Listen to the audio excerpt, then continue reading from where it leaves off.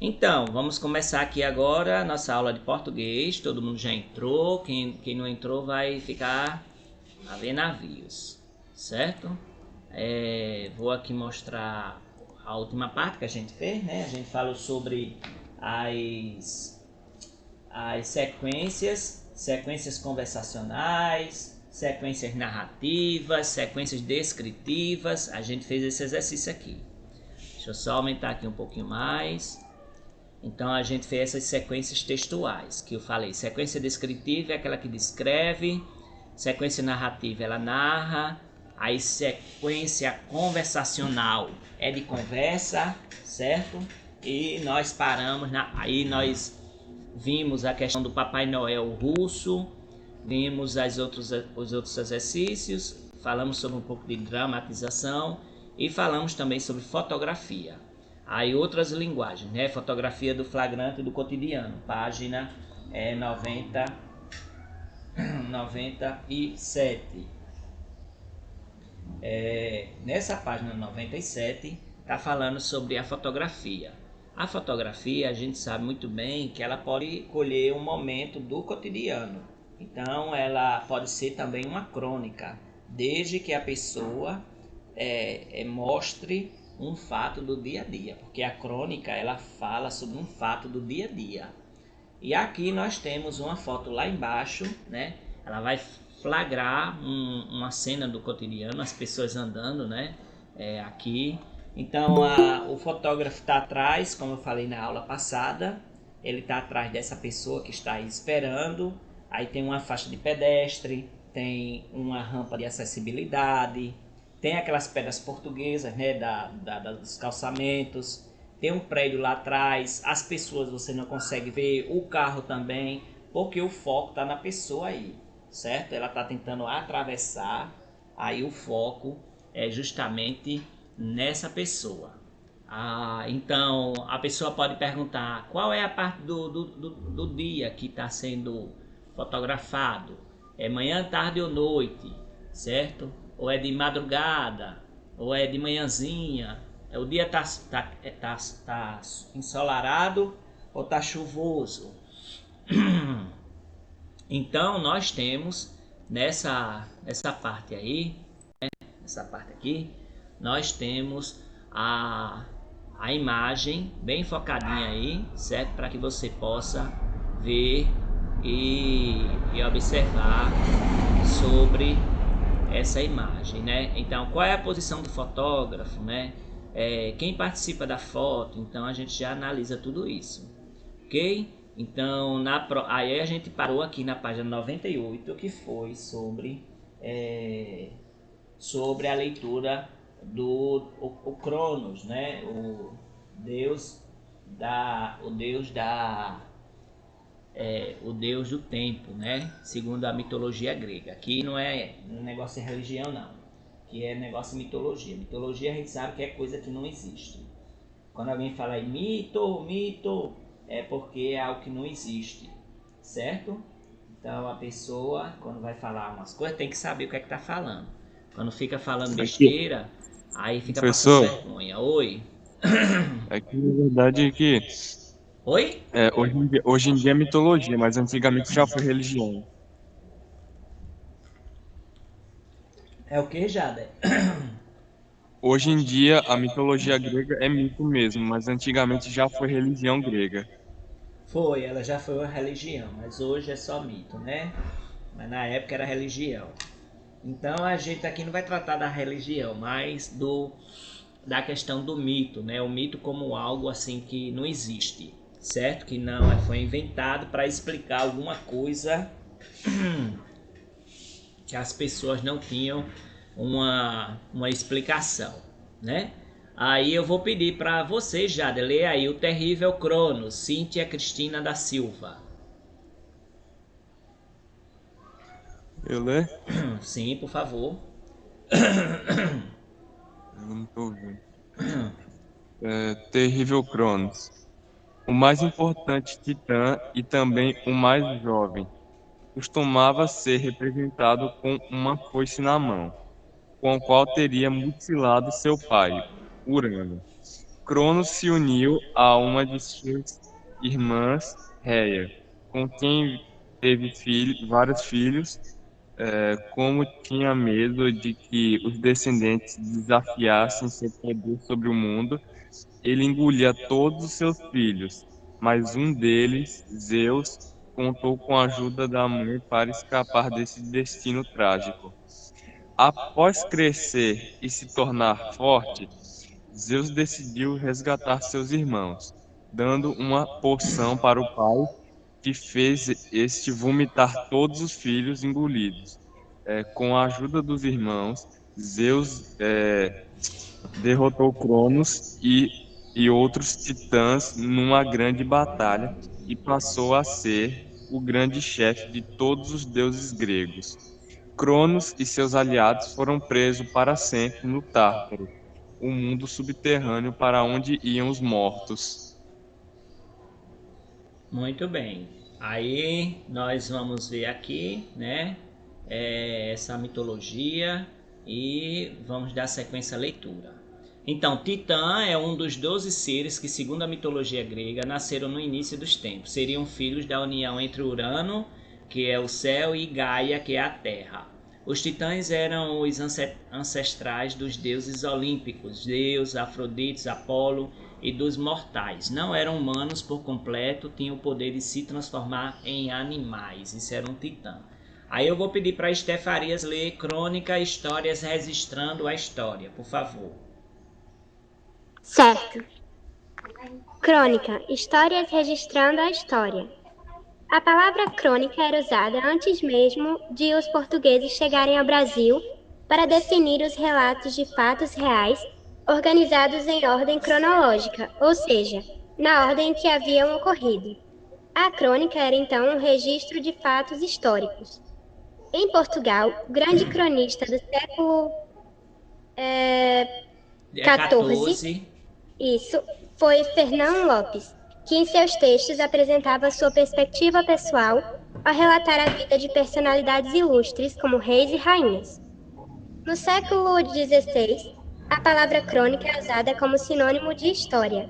O Brasil do século XVI foi também assunto de crônica histórica. O primeiro de nossos cronistas foi Pero Vaz de Caminha, o autor da Carta de Achamento das Terras que hoje conhecemos como Brasil. Nesse documento, ele registra, do ponto de vista de um português da época, tanto a viagem comandada por Pedro Álvares Cabral, como os fatores resultantes dos primeiros contatos com os habitantes da Nova Terra, os indígenas. A seguir, leia um trecho que mostra o espanto do escrivão por não haver aqui animais de criação, nem o cuidado de cultivar a terra para que não houvesse dependência exclusiva do que oferecia a natureza. Eles não lavram nem criam. Não há aqui boi, nem vaca, nem cabra, nem ovelha, nem galinha, nem qualquer outra alimária que costumada seja ao viver dos homens. Nem comem senão desse inhame que aqui há muito, e dessa semente e frutos que a terra e as árvores de si lançam. Ok, então esse inhame que eles estavam falando é justamente o quê? O que é que os índios comiam? Comiam o quê? Qual é a comida mais típica dos índios? Acho que é a mandioca. É a mandioca, a macaxeira. Quem gosta de macaxeira aqui? Eu gosto muito. Pois é, todo mundo que gosta de macaxeira ou come macaxeira, esse prato, né, esse tipo de alimento é dos índios, viu? E aí quando a gente observa o que os... Professor, Oi? uma macaxeirinha com uma manteiguinha de garrafa. Maria, é melhor com galinha, né? Galinha cozida. Maria do céu. Tu não gosta de macaxeira, Estela Farias? Ribeiro. Não? Menina do céu. Onde que vocês vivem? Nossa, é a comida. É a comida. Vixe, Maria! Então, olha, quem for um dia fazer alguma coisa de festinha, não faça com purê de macaxeira, essas coisas não, que Esté e Estela não gostam, viu? Aí a Esté e Estela Ribeiro não gostam, não faça festa com essas comidas na festinha, viu? Aí porque elas não comem, aí a gente tem que fazer a festinha para ter comida para o povo comer também, né? Certo?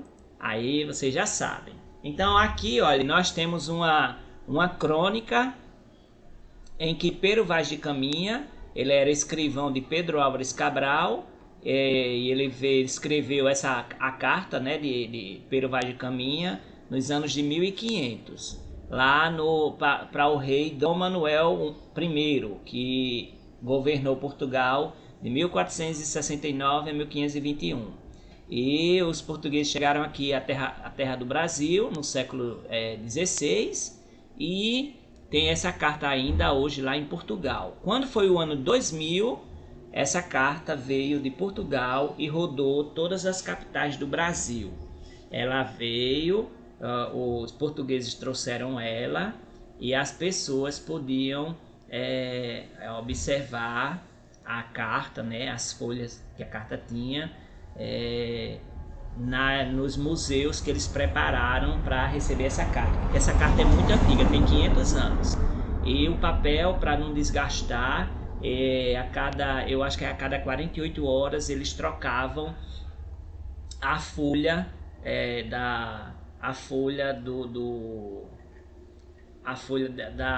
porque essa carta tem 28 folhas, viu? Aí sempre eles pegavam e trocavam para que o sol, nem a umidade, nem nada pudesse prejudicar a carta, viu? E passou então. Quem nasceu aqui em 2000? Ninguém, né? Porque se tivesse nascido em 2000, vocês teriam mais ou menos 21 anos. Então, nesse sentido aí, vocês não viram essa carta, mas passou no jornal, passou em todo canto. Quem é professor de português, literatura, aí Eu nasci sabe 5 anos muito depois. bem. Oi? Eu nasci aí 5 anos depois. 5 anos depois, né? Então pronto. Aí vamos 2005. aqui, a crônica e a literatura. Leia aí para mim, Miquel, a crônica e a literatura. A crônica e a literatura. Com o desenvolvimento da empresa, sobretudo a partir... Eu tô escutando não. A crônica e a literatura, com o desenvolvimento da empresa, sobretudo a partir do século XXI, as crônicas começaram a circular nas páginas dos jornais e ganharam força como gênero literário, portanto mais ficcional. Assim, o cronista podia apenas se inspirar em fatos do cotidiano para criar um texto de leitura agradável, que atrairia o leitor pelo humor ou pela crítica, mas sobretudo pelos jogos de linguagem. A crônica revelou-se um gênero que agrada aos leitores e aos escritores. Muitos são os autores brasileiros contemporâneos que se dedicam a produzir crônicas e a reuni-las em livros de própria autoria ou em antologias de crônicas de autores diversos. Você conhece algum livro de crônicas? Pronto. Nossa, Desliga professor, aí o microfone para não dar microfone. microfone. Oi? o microfone do Miquel tá dando microfonia com o seu. Então, olha, com o desenvolvimento da imprensa, né, foi no século, acho que foi século, não foi século XIX não, foi antes. O Gutenberg, ele fez a prensa e começou então a ser feito livros, né, porque antigamente os livros eram feitos manuscritos pelos escribas. Quem já ouviu falar aqui de escribas? Já ouvi sim. Pronto, então e os escribas, eles faziam, a função deles era só copiar os textos de um livro, passar para o outro, sem mudar nada, só cópia, né? Por isso que a cópia é muito importante na vida da pessoa. A pessoa, quando eu passo as cópias das letras aí, do alfabeto, para vocês melhorarem a caligrafia, isso aqui vocês estão fazendo o papel de escribas também, porque vocês estão transcrevendo a letra para melhorar com mais capricho, tudo mais. E então os escribas faziam dessa forma. Só que com a invenção de Gutenberg, com a prensa de Gutenberg, o primeiro livro que foi impresso foi a Bíblia Sagrada. E aí ele podia reproduzir muitas vezes, né, muitíssimas vezes esse tipo de livro, qualquer tipo de livro, num espaço de tempo menor. E as pessoas teriam a oportunidade de ver, de ler esses livros. Então, a crônica e a literatura vai ser desse mesmo jeito. Elas vão ser ajudadas com a prensa de Gutenberg a circular mais no meio das pessoas, né?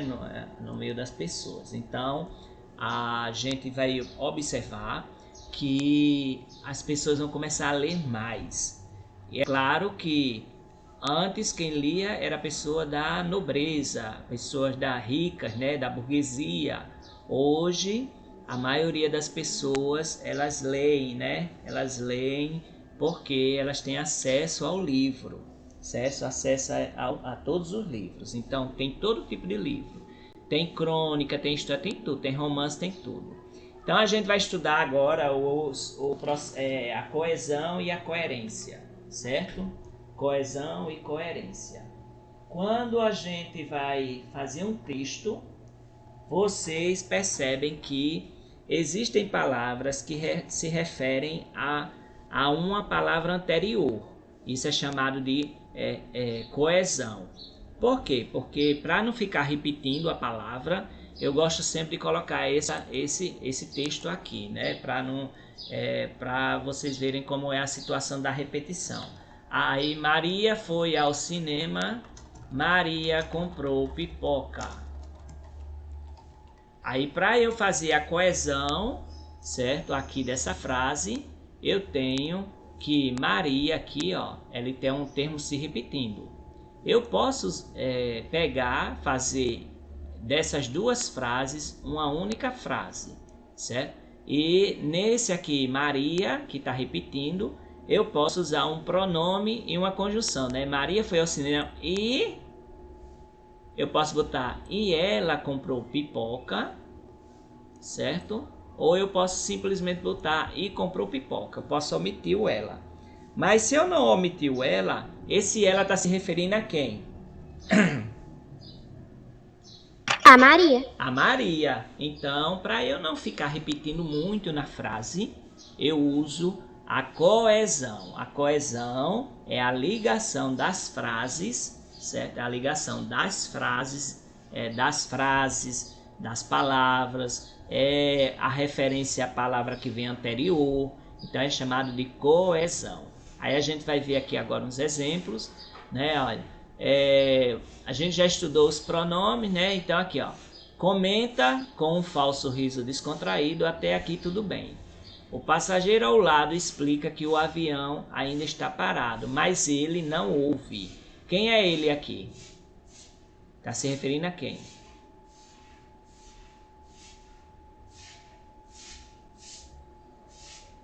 Quem é esse ele? Esse ele está se referindo a quem? Hein?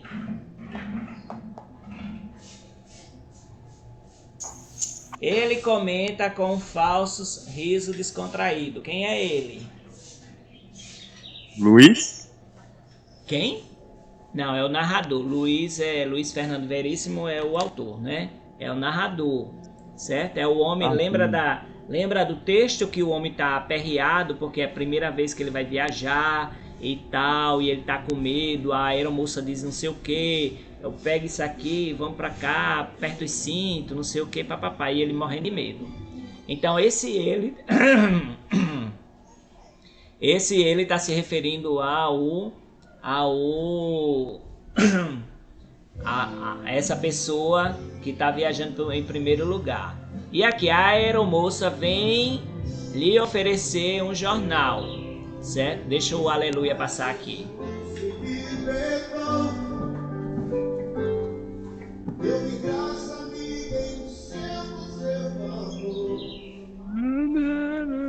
Carro cantando. Pronto. Acho que agora dá pra ir. Então a aeromoça vem lhe oferecer um jornal, mas ele recusa. Vai oferecer a quem o jornal? A esse mesmo passageiro. A ele mesmo passageiro. Mas ele recusa. Quem é que recusa? O mesmo passageiro. Oi? Oi? Quem é que ele recusa? Eu não escutei não. Miquel, acho que é o de Miquel, tá dando microfonia. Acho que Miquel tá tentando responder e não consegue. Aí nós temos aqui esse ele é justamente o passageiro, né? Esse passageiro aqui que tá viajando pela primeira vez. Aí aqui, ó, se eu fosse colocar nessas partes que tem aqui grifadas o nome passageiro de primeira viagem, que é o termo que está se referindo, aí nós teríamos uma repetição muito grande aqui na frase, tá certo? Então,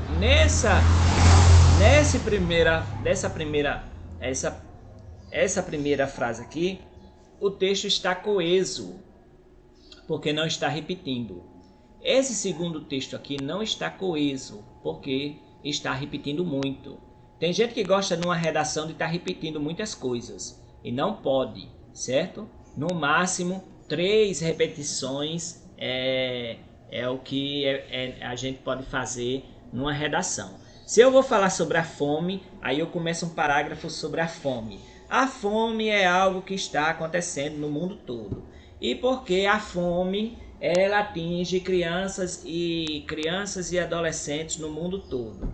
E a fome, ela pega esse texto, ele não está coeso, porque eu estou repetindo a fome o tempo todo, né? Com o tema a fome.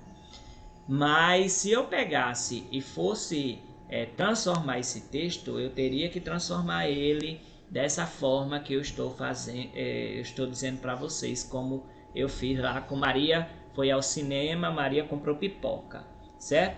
Aqui nós temos, ele tá número 1, a primeira questão. Ele tá falando aqui. Compare os dois trechos, né? Compare os dois trechos, aí é para marcar, viu? E marque aí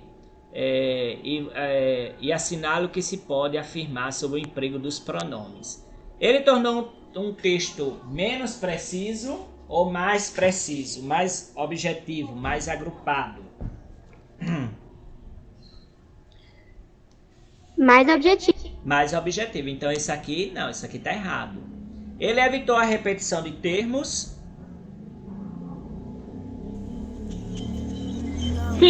Sim. Sim. Certo? Então, aí ele manteve a unidade sobre a quem o trecho se refere. Ele manteve uma unidade de observação, o texto está assim, um trecho vai fazendo referência ao trecho anterior, que vai fazendo ao trecho anterior, e está fazendo ao trecho anterior, está mantendo essa unidade.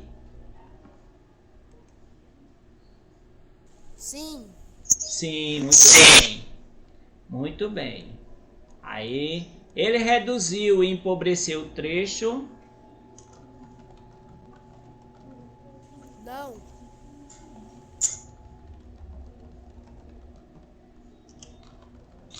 Não. E aí? Empobreceu o texto ou não? Miquel acabou de responder que não, professor. Muito bem, viu?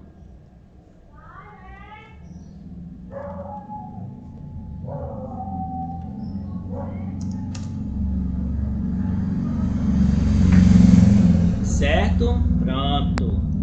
Aí ele não reduziu o texto, ele reduziu e empobreceu o texto. Quando eu faço essa coesão, ele reduz o texto, reduz a repetição. Mas ele não empobrece, ele enriquece, certo? Ele fez referência a um termo já citado, sim ou não? Sim ou não? Esses trechos aqui que está que está aqui grifado, ele está se referindo a algo que já foi dito, sim ou não? Sim.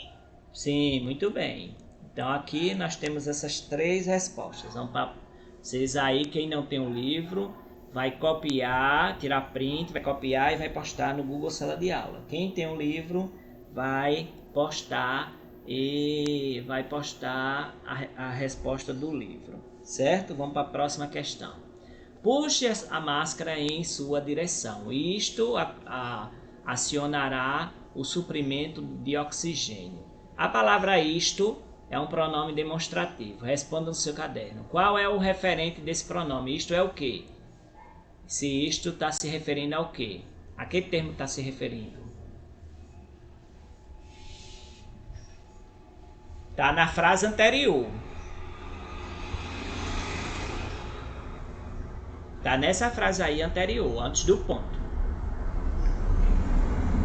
Está se referindo a exatamente a ação de puxar a máscara. Muito bem, é justamente a ação de puxar a máscara, né? Puxe a máscara, está se referindo a isso, viu?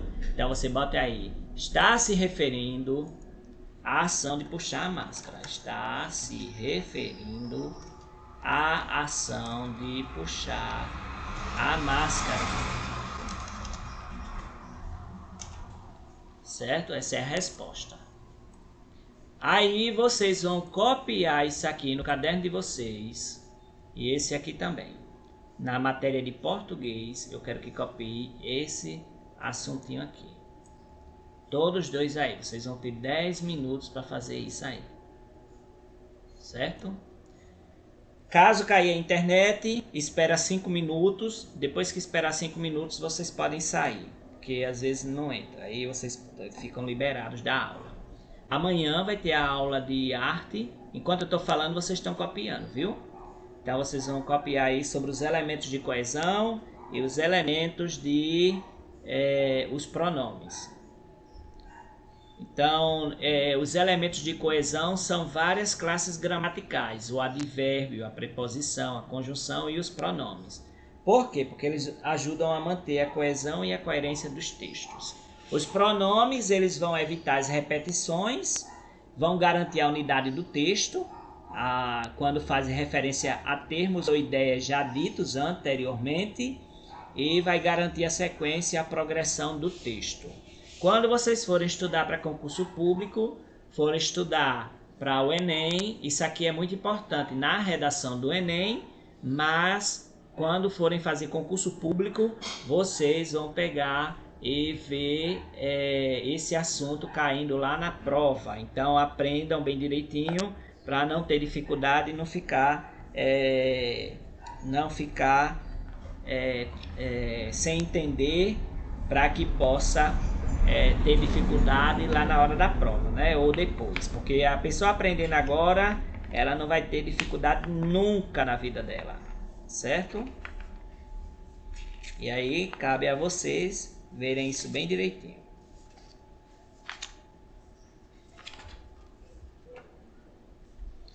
E aí? Faltam 8 minutos. Professor, Oi. hoje vai ter um negócio do folclore? Não, hoje não vai não, porque eu vou deixar para amanhã. Amanhã na última aula eu vou falar de arte, e aí na arte você fala sobre folclore.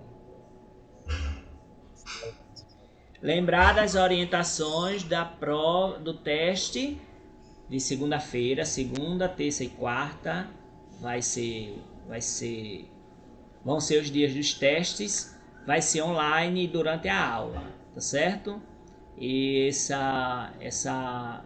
teste, quando é de matemática, eu vou aumentar para 1h30. Quando for as outras matérias, vai ser somente 1 hora. E deixa eu ver o que mais. Na prova de matemática tem que copiar a prova no caderno, resolver, mandar o print a foto do caderno para mim, e depois, quando eu disser tudo ok, posta lá no Google Sala de Aula para ninguém copiar da sua resposta. E não dê sua resposta para ninguém. Não dê sua resposta para ninguém, porque eu sei quem é que passa suas respostas para o coleguinha e isso faz mal para o coleguinha. Você acha que está ajudando, mas não está. E você está prejudicando seu coleguinha, viu? Então, primeiro Deus está olhando essas coisas erradas, né? Isso aí é uma forma errada de aprender as coisas, porque não aprende. E depois, quando estiver lá na frente, for fazer um concurso, fazer o Enem, eu não aprendi isso aqui não. Não aprendeu porque você pegou cola do seu coleguinha. E seu coleguinha lhe prejudicou. Foi fulano que me deu,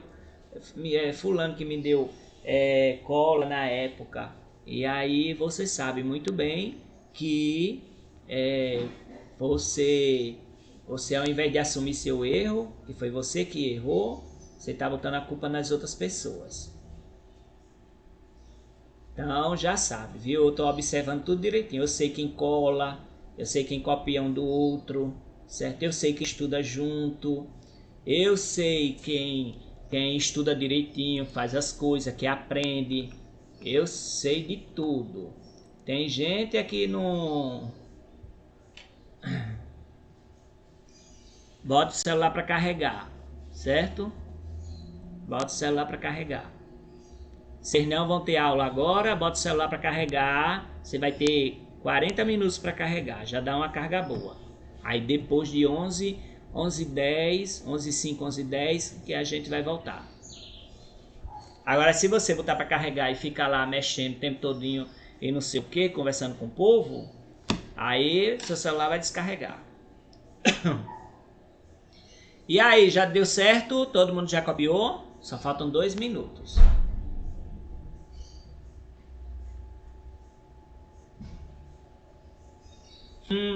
Tá certo. Pois se mexer carregando, leva choque e o choque é forte.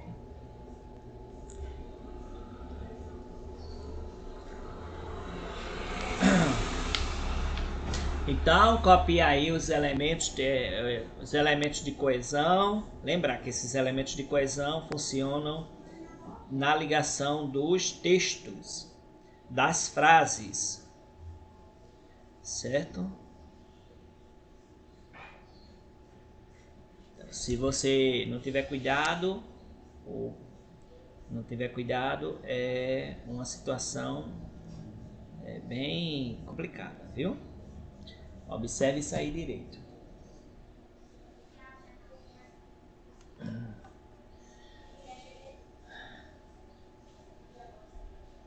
O meu eu deixo à noite carregando, aí quando eu vejo de manhã que está carregado eu tiro e eu uso o dia todo.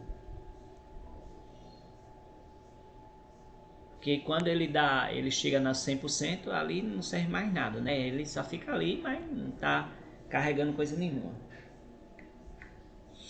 Aí quando é 6h40 tem o celular toca. Aí o celular toca e eu no alarme, né? Aí eu levanto, que eu já tenho acordado, eu levanto e venho ligar os computadores, ligar tudinho, me organizar, tomar banho, me ajeitar para vir para a aula. O cabelo tá grande, eu vou cortar. Certo. Ok. Eu tenho professor. Tudo certo, Esther.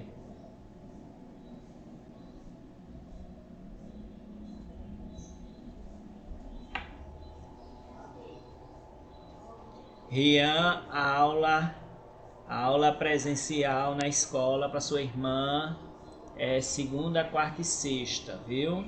E a aula online é terça e quinta.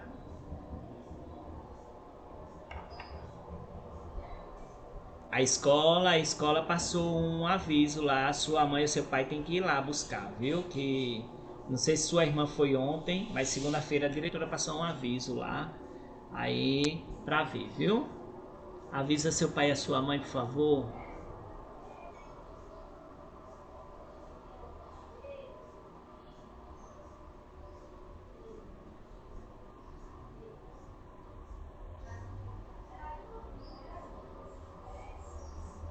Viu, Miquel?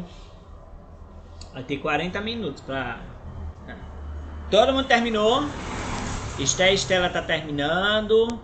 Esté Farias terminou.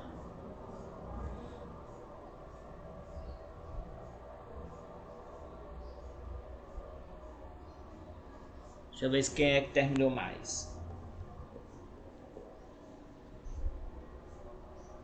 Certo. Você tem livro, Miquel?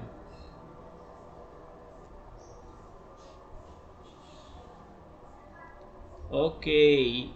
Min tá certo ou tá errado aí? Como é que se escreve min?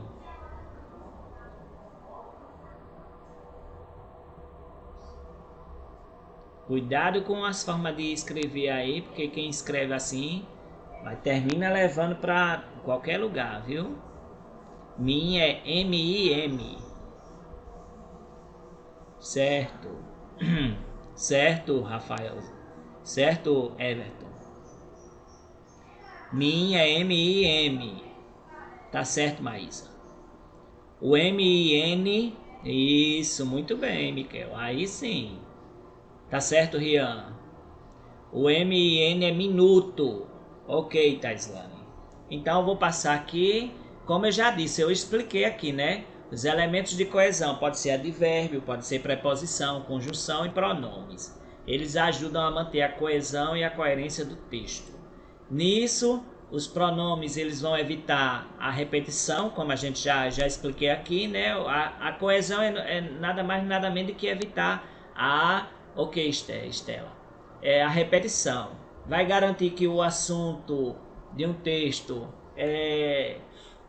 ele seja sempre referente à frase anterior, faz essa ligação das frases, do texto, dos parágrafos e vai garantir a sequência e a progressão do texto. Aí a gente vai para a próxima página, tem aqui uma tira que eu vou pedir para Everton ler. Lê aí, Everton. A tirinha só.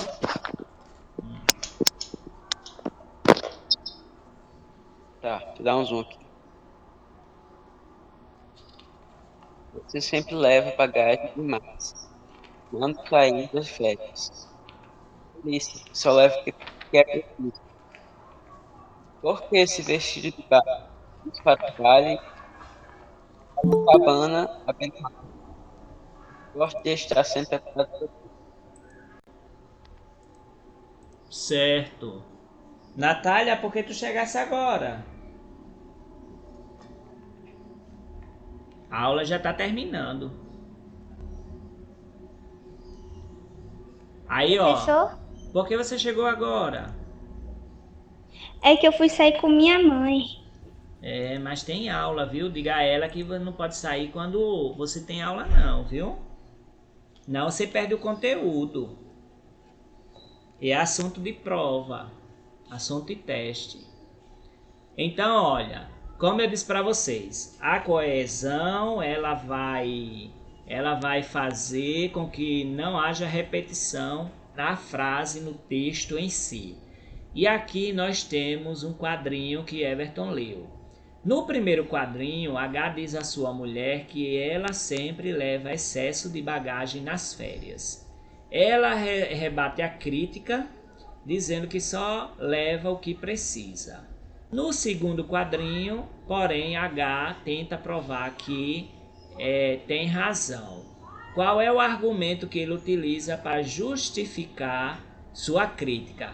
Quando eu tenho aqui, ó, o argumento para justificar, são a palavrinha que chave, ó, justificar, e qual é o argumento? Então, se eu quero argumentar, eu tenho que começar por quê, certo? Então, qual é o argumento que ele usa aí?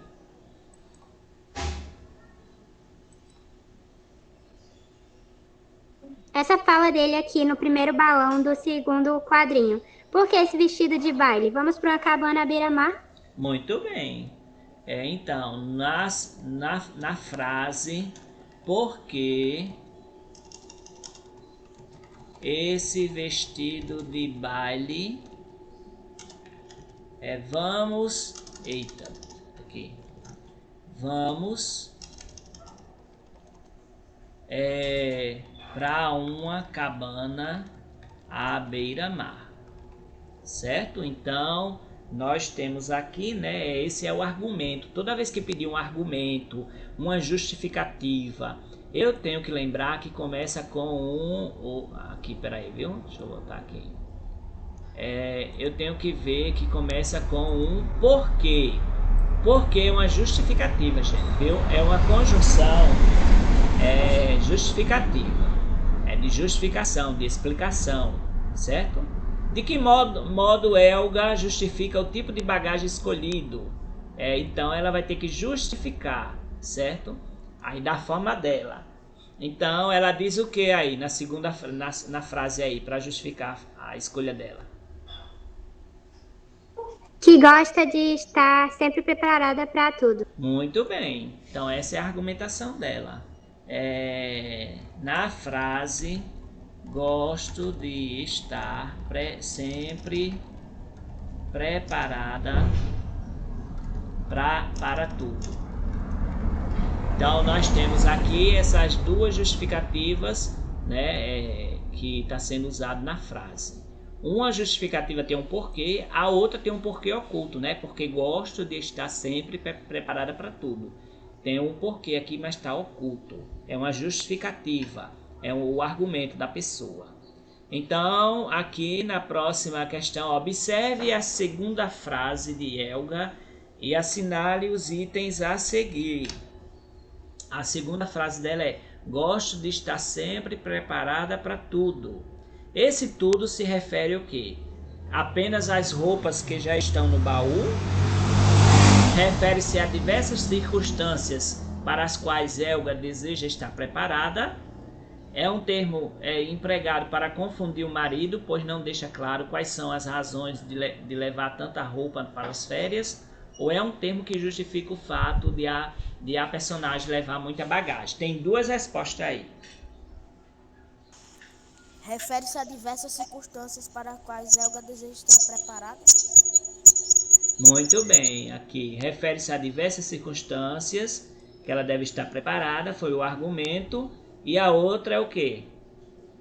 É o quarto tópico. Muito bem, é o quarto tópico, é um termo que justifica essa parte aí, viu? Então, nós vamos para a aula agora, 11h05, 11h10, nós vamos dar continuidade à nossa aula, tá certo? Tudo ok? Tudo tranquilo? Alguma dúvida? Não, professor. Pronto, então podem sair.